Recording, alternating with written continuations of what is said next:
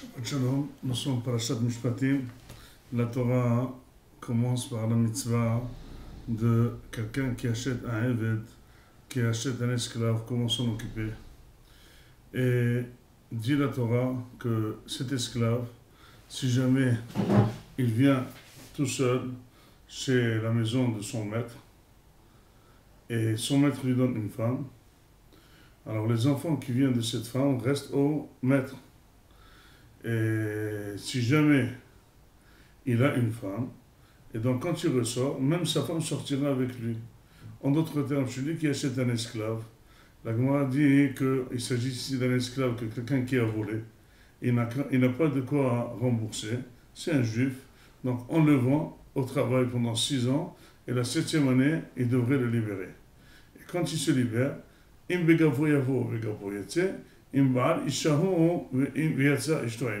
si jamais il vient tout seul, il sort tout seul. S'il vient avec sa femme, ça veut dire qu'il a une femme. Donc le patron est obligé de nourrir aussi sa femme. Donc sa femme est aussi asservie. Et donc,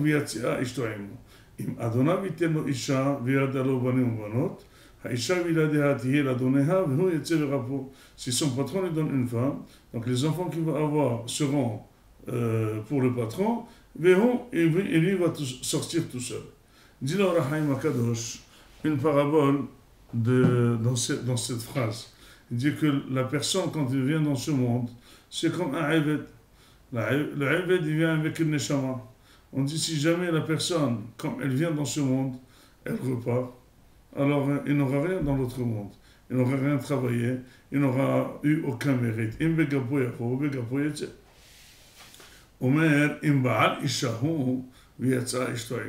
Si jamais la personne, elle se travaille, et il fait de sa neshama comme une femme, c'est-à-dire il fait des fruits, et il s'améliore dans son comportement, il améliore ses méthodes, il devient quelqu'un, quand il va dans l'autre monde, la neshama, elle va avec lui, il est accompagné, il ramène à l'autre monde une neshama correcte.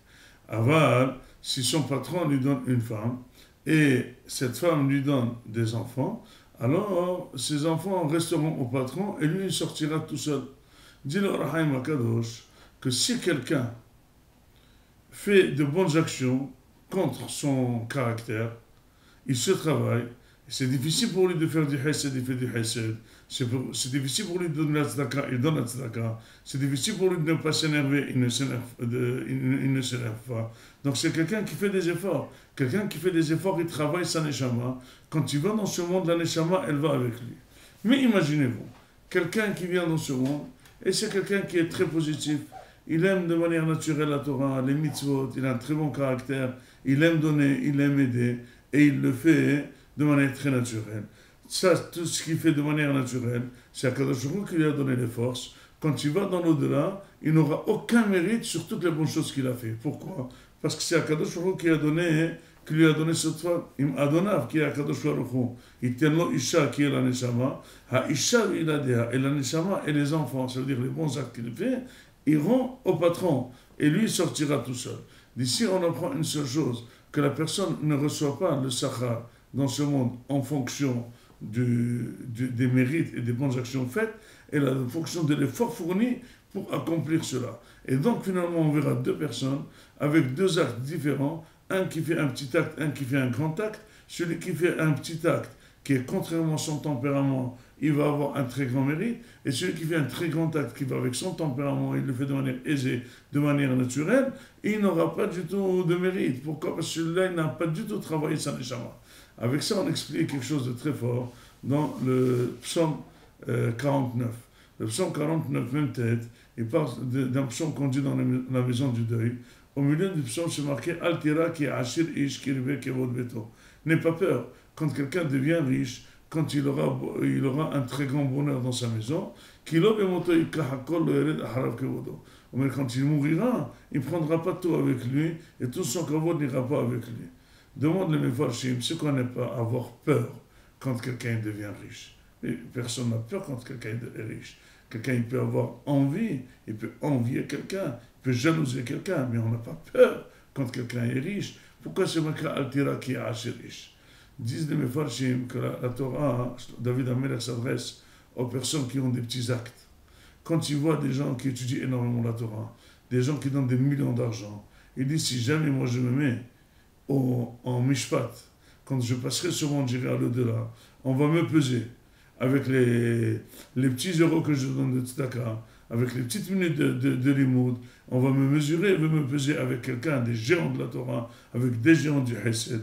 Je vais avoir très peur. Ils vont m'emmener directement au Guéna. Qui c'est qui a dit comment ça se fait comment je peux avoir du mérite, comment je vais être devant Hachem, devant ces géants. Dit David Amelech, Al tira ki ashir ish. N'aie pas peur quand la personne elle est riche en actes, elle est riche en action, qui a beaucoup fait kirbe kevod beto. Parce qu'en mourant, il ne prendra pas tout avec lui. Pourquoi? Parce qu'Akadosh Baruch Hu va lui dire, tout ce que tu as fait, si tu l'as fait avec mes forces, et tu n'as fait aucun effort, tu n'as aucun mérite. C'est justement les actes qui sont faits contre son tempérament, pour faire évoluer son tempérament, pour faire encore un doublement d'effort, qui montre un effort personnel, en plus de ce qu'a donné Akadosh Baruch Hu, c'est cela qui amène le mérite, et donc c'est ça notre dogme. Ce qu'il faut faire, c'est qu'il faut absolument que chacun améliore, pas les choses où il est fort, mais améliorer les choses qui lui sont difficiles, qui lui sont faibles, qui lui sont dures, contrairement à son tempérament. Tout ce qu'il fait pour les améliorer, c'est ça qui va nous amener les hayya alam. Shabbat shalom à tous.